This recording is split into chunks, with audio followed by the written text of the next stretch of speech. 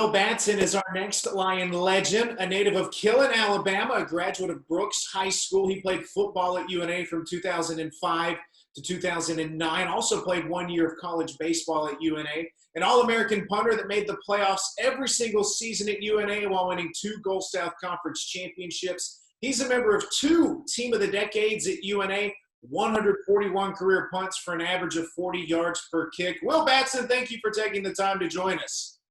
Appreciate you having me here. Glad to be here. From Killen and Brooks to UNA to Hollywood to Capitol Hill, you've been all over the place. But let's just start with your time at UNA, the University of North Alabama. Just what does this place mean to you? It means the world to me. It's something that's it's friendships I made during my time at UNA, as we were talking about prior to the video. I'm actually at a former UNA center, Jamie Dixon. He's got a gym in town, so I came back to Alabama for a couple of weeks.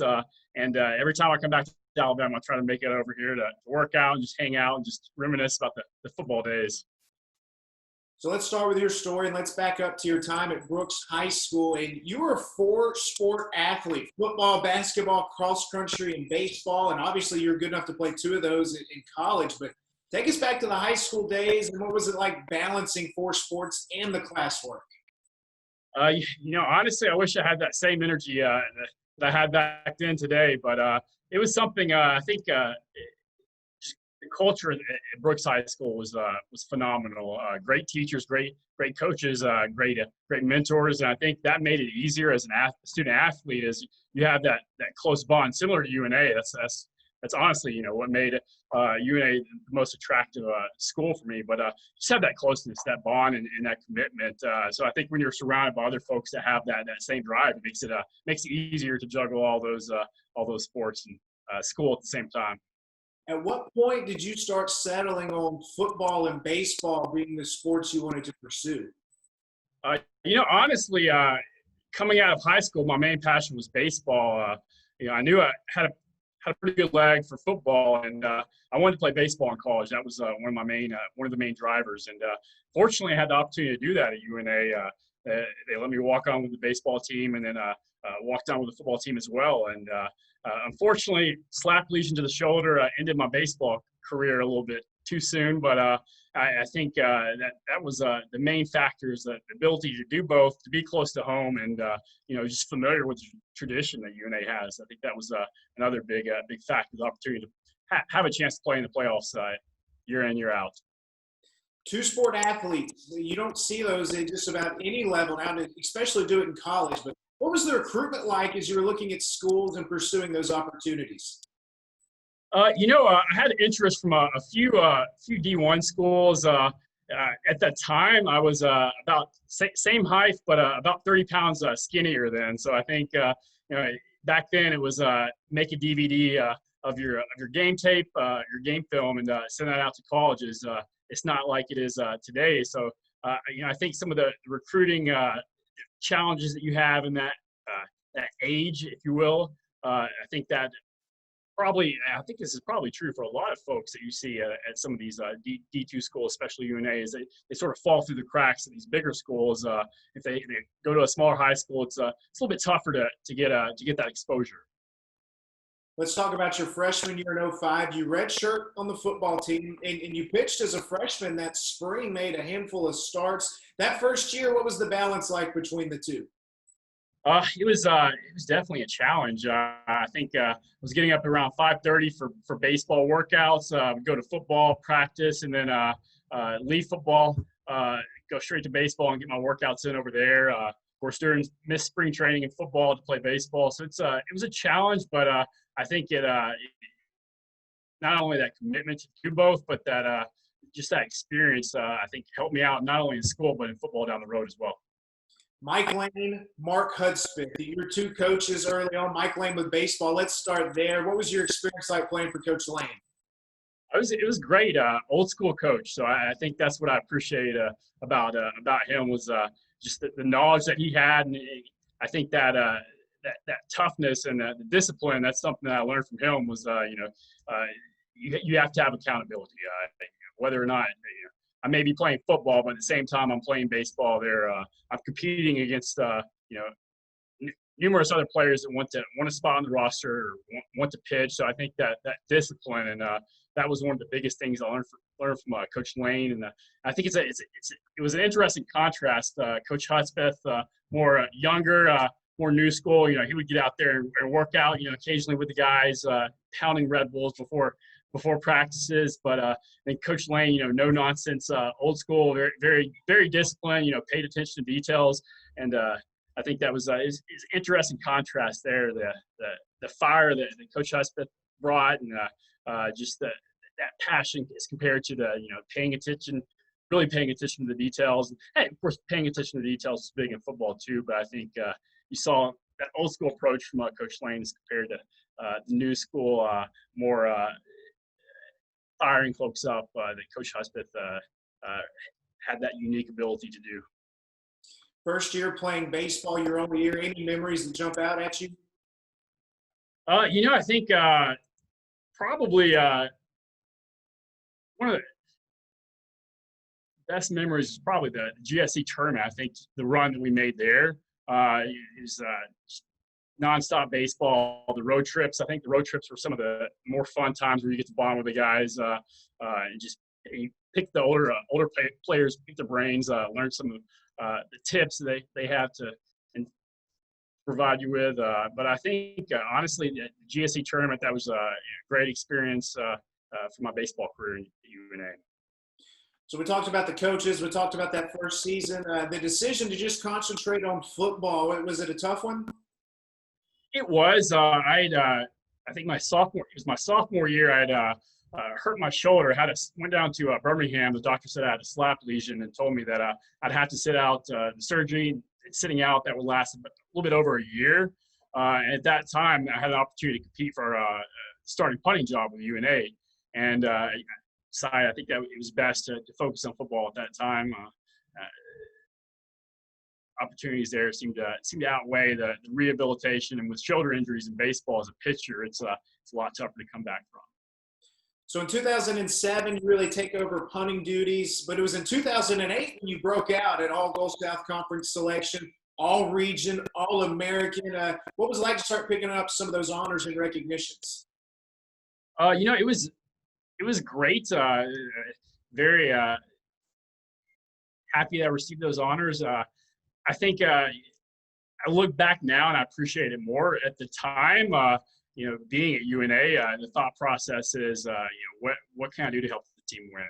I think Coach Hudspeth, Coach Mike King was instrumental in helping me build up that confidence and the skill to do that. But I think just that commitment to focus on every single game. And, you know, we knew we were going to the playoffs, and really being able to use my abilities to pin other teams deep, whether it be a 55, 60-yard punt to the corner or you know, a good hang time punt to make sure there's no return. I think you're focusing on those details, how you can contribute to the team being successful.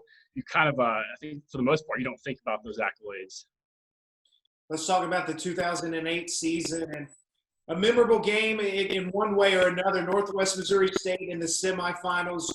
Tell us about the win. Take us back. You go in first in the nation in punting. Just how brutal was that win that you were kicking at? Yeah, I think you know, I've never seen anything like it. Really, it was really unfortunate. A couple of weeks before, we were playing Valdosta State, and on a kickoff, I was blindsided by one of the Valdosta players and pulled my hamstring, and you know, struggled through that against Delta State the next week. And I remember yeah, I was feeling pretty confident when I was up in Missouri. But I think as soon as you step out there and you see other players on your team, you know, throwing Vaseline on their skin to help keep them warm, and not only that, but it's you know, it's negative 10-degree wind chill and 30-mile-per-hour winds. It's a challenge. It's definitely something that's eye opener. And I think you know, after that game, you know, as unfortunate of a loss as that was, being able to bounce back our senior year, you know, and personally being able to rebound from, you know, not the best performance by any means, but I think that's what you know, helped build the foundation for giving me the opportunity to play professionally beyond that, was being able to bounce back from those conditions and that environment. Senior season '09, another All-American caliber year, and a change at head coach. Terry Bowden takes over. Now, you're a first Lion legend of the Bowden era, if you will. What do you remember about when Coach Bowden came to campus? It was exciting. I think we had heard, obviously we knew of his record at Auburn, the legacy his family, the Bowden coaching family has, and I think it was just exciting to see some of the new folks he was bringing in. I believe we had, can't remember how many transfers from D1 transfers, quite a few from Florida State, but I think that was when he came. We had a sense of, all right, Coach Husband left. He did amazing things for the program, but we have an opportunity to continue and not stumble along the way. So, when you look back at the era of football you played in, names like A.J. Milwee, Mike Johnson jump out, a lot of other great players. But what are some of the things you cherish about playing with those guys? It's that brotherhood. I was actually texting with Mike Johnson this morning. We were talking about current things going on in the world right now, but I think just the ability to be able to call up your brothers you spent 4 or 5 years of your college life with, and just chat about memories, catch up and see how everyone's doing, how their families are doing as well, and I think that's the biggest thing, biggest takeaway from my time. 5 years of football at UNA, 2 Gulf South Conference championships, 5 trips to the playoffs. We've touched on every coach you had at UNA. We got to talk about your position coach, Mike King. You touched on him just a moment ago, but just how impactful was he on you? He was definitely up there along the same lines as some of the other mentors I've had throughout my life. When I first started kicking, he taught me the fundamentals for kicking and punting a football, and just the confidence he had in me was really what took me to the next level. So we've talked about your athletic success. You were a All-American for your punting. You had the rare academic All-American double-double, one of 11 student athletes all time at UNA to be an All-American and an academic All-American. The work in the classroom as well. Being one of 11, have you ever thought about what that means? I think it kind of falls along the same lines of the accolades from football. It's focusing on what you're doing, the task at hand, whether it's a test or whatever school research project I'll be working on.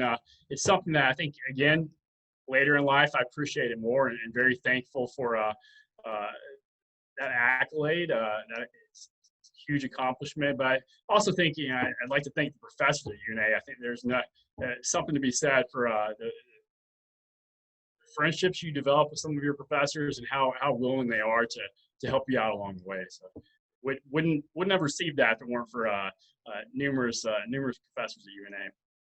So football did not stop for you after UNA. Let's start with some of the NFL experiences. The Arizona Cardinals, Tennessee Titans. Take us through that professional journey.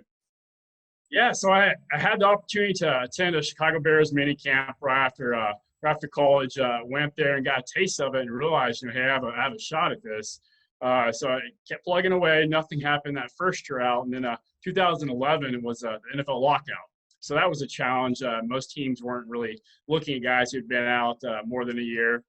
Decided to keep plugging away. I was working a few different odd jobs to support myself financially. I think at one point I was driving Uber, working a waiter at a old spaghetti factory up in Nashville. I was working on a beverage truck, getting up at 4:30 to deliver drinks to different restaurants and gas stations, and then training in the evening. There were times I think I had to turn on my headlights to have some light to actually punt in. But 2012, went to a combine, was noticed by a Tennessee Titans special teams coordinator, and he invited me up there to sign.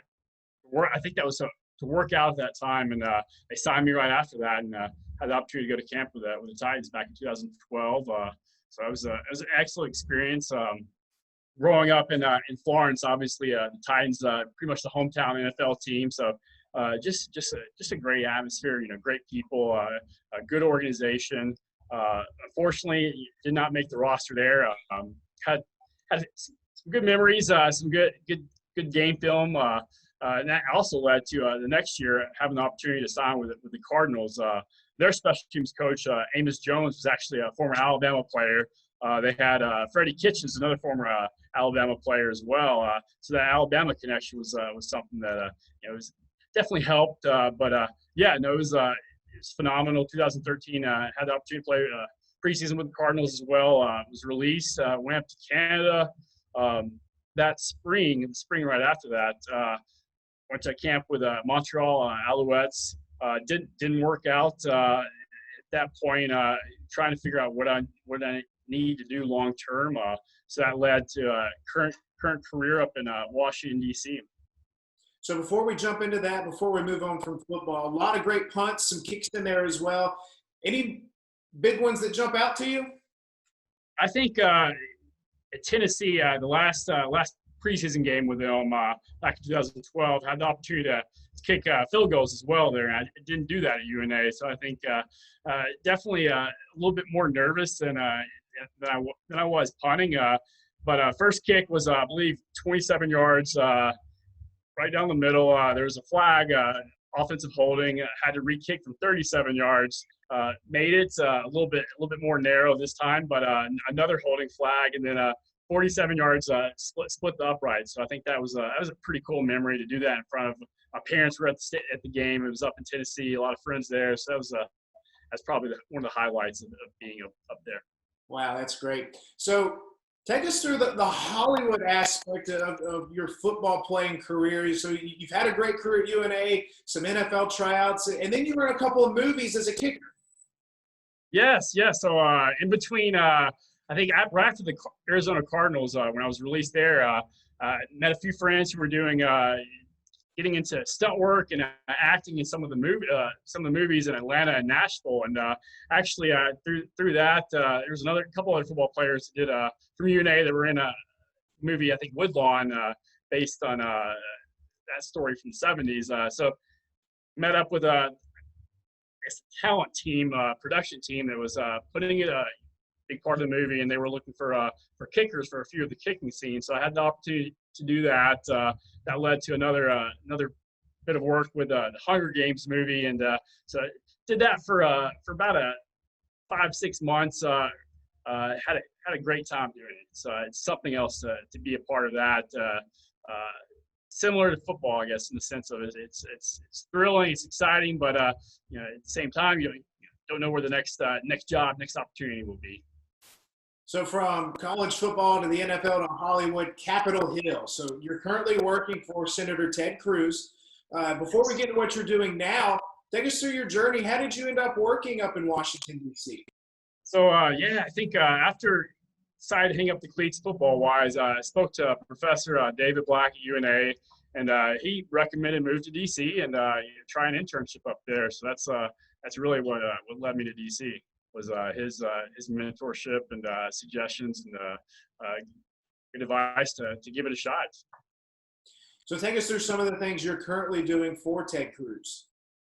Yeah, so I handle agriculture issues, energy and environment issues, and infrastructure issues for the senator. So basically, I'm the legislative staffer responsible for meeting with different constituents back in the state of Texas, meeting with industry folks up in Washington, D.C., and then coming up with whether it's legislative proposals that fits the senator's agenda, or it's writing letters, drafting letters for the senator to different agencies on behalf of folks back in Texas. Really, it's sort of a liaison between making sure that the constituents back in Texas, their thoughts, their opinions, what's important, issues that are big for them, whether it's building a highway or getting disaster assistance for a hurricane that hits and destroys their all of their crops. Really making sure that I'm able to take what's going on in their world and find a solution if there's a way to get something done up in DC. So, was getting into politics something you always thought you would do? No, I never thought I would be in DC. If you'd have told me that's where I'd be right now, probably would have laughed. But I think having that economics, chemistry background, just a different way of, I guess, looking at problems and trying to find solutions, was drawn to drawn to that once I got up there, and I think it's not exactly as you see on TV or in the movies. It's not as theatrical and dramatic.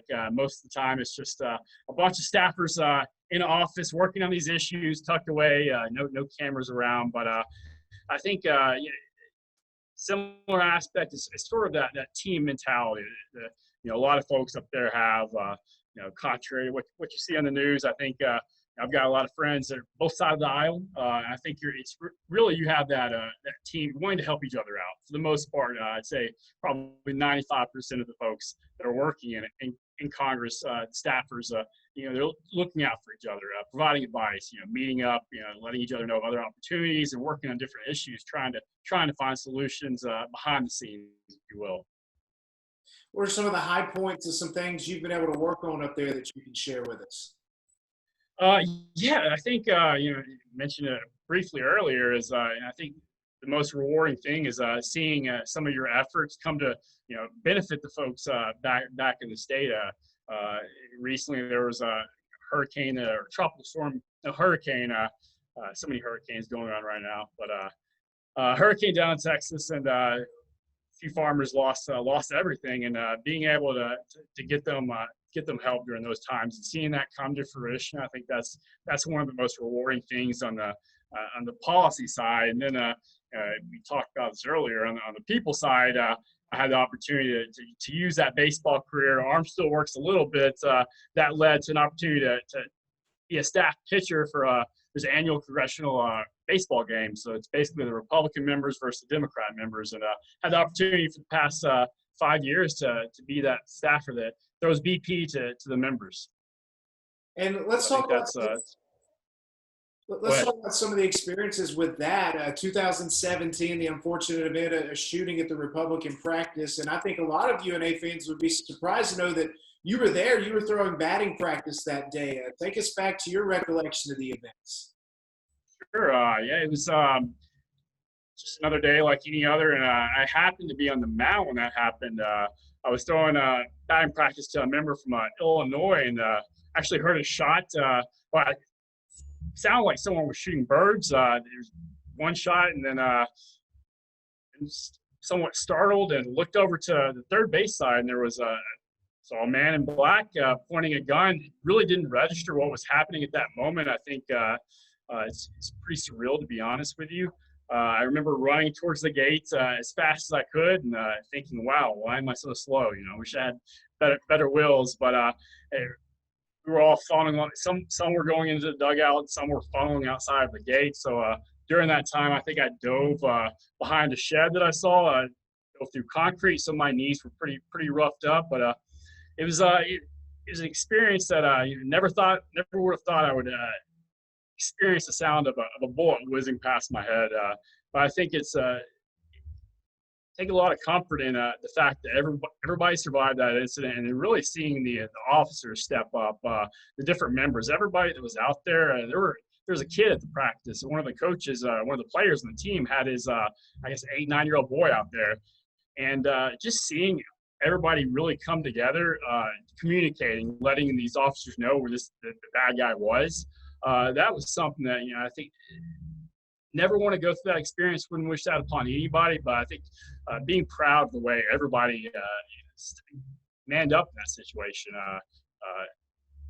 Nobody hid. Everybody was taking cover, but communicating with each other and just looking out for everybody. You saw that in some of the photos when Steve Scalise got shot. You had 4 or 5 folks. I think I was one of them at one point, just around him, giving him water, and a few folks with medical backgrounds providing that assistance at that time. It was just phenomenal to see everybody come together in that situation. 2018, you were honored as a top 25 Congressional staff student athlete on the Hill. And it was something done by an organization up in Washington. And when you look down the list of other athletes, you get Georgetown, Notre Dame, Princeton, Stanford. How did it feel to see your name up there with some of those other bigger schools? I was surprised, but it was exciting. I think it goes to show that even D2, you have that opportunity to leave a mark, to leave a little bit of a legacy. And, it was interesting at the time. My boss was Senator Luther Strange. from Alabama, and I'm not sure if people know this, but he's a 6'9" former Tulane basketball player. So had the opportunity for him to present me with that award, and that was a pretty cool moment as well. So, Will, you've done a lot of great things in your career, still great things to come, and you still stay involved with UNA. We see you at games all the time. You're on the sidelines, and UNA's semifinal win in 2016 against Shepherd to go to the national championship. What's it like for you as a proud alumni seeing the university take off with the Division I move and continued success? It means a lot. It means a lot. One of the current punters there now, Joe Gurley, I remember working with him as an 8th grader, and he was, when it came down to looking at schools, I told him, I said, hey, UNA have that opportunity to play for a championship program with the fan base that, is passionate about football and passionate about the athletes too. But I think that's great experiences at UNA, even better experiences, I think, now that I'm older and I come back and see the good work everybody's doing there. UNA is growing. It's D1 now, and I think in a few years we'll definitely be able to compete with a lot of these other larger schools, which is just exciting to see. So, Well, Batson, we appreciate you sharing a lot of your experiences with us. Thank you, and best of luck as your career continues. Thank you. I appreciate it.